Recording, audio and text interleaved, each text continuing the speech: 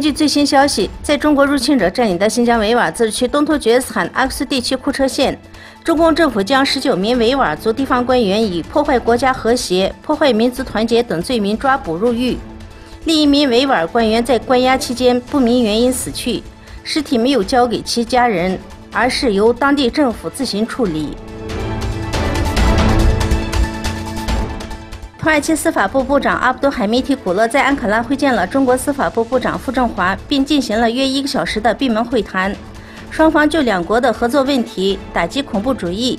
强调两国之间加大对保障法律领域的合作进行了交流。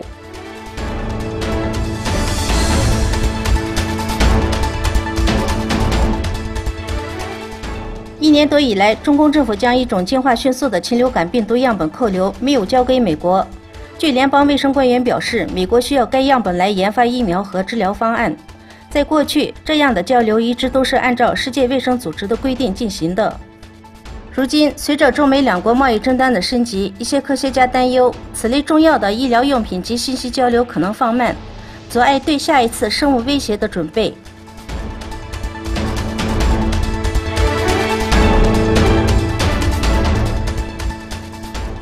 中国外交部发言人华春莹使用了相关新闻不正确这一简短语句，否认了有关中国在阿富汗建立军事营地的报道。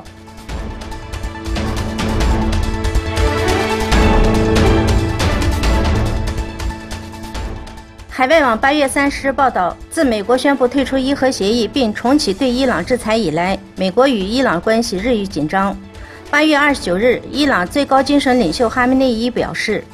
若伊朗无法再从该协议中获益，便会随时退出。他说，伊朗不能寄望于欧洲可以保护协议，并重申不会与美国有任何形式的谈判。